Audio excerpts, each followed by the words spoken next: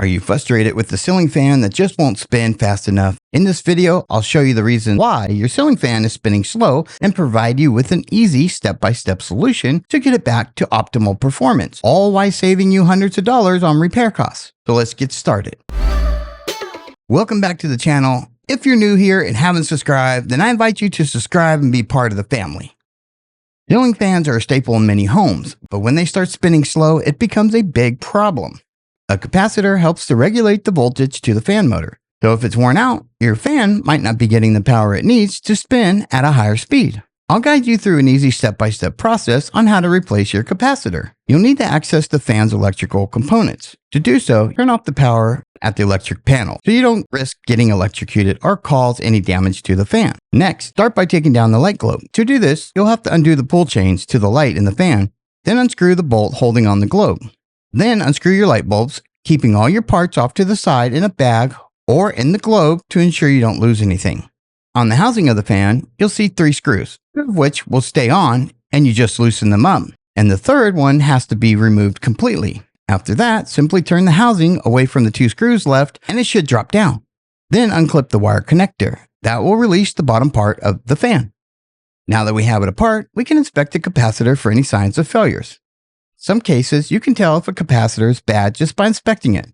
But that's not always the case. In fact, a capacitor can look good, but not be working at all. The only real way to tell would be to test it. But chances are, if your fan is not working or spinning fast, it's almost always due to a bad capacitor and needs to be replaced. Replacing a capacitor is a relatively simple process. For this, you'll need wire cutters.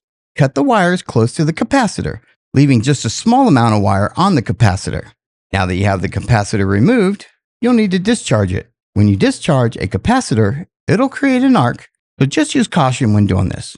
Use an insulated screwdriver. Lay the screwdriver across both terminals with the capacitor upright pointed towards the ceiling. Touch it to both wires at once to discharge the capacitor. Do that for each wire. And if you don't get a spark on one, then more than likely that one was bad. Now you're ready to replace your capacitor with a new one. I'll put a link in the description as to where you can buy these and the cheapest place to get them. So let's go over what to look for when selecting a replacement capacitor, including the voltage and capacitance ratings. A replacement capacitor must be at least the same voltage or higher. Looking at the capacitor, it has color wires. You'll want to go with the same color wires to make it easy to match up when reinstalling it. If you can't find the exact color match, that's okay. Just match the colors up as close as you can. Next, you'll want to match up the numbers on the capacitor. The UF stands for microfarads. You'll want to get one with the same microfarads. So match the numbers up and find one that has the same numbers.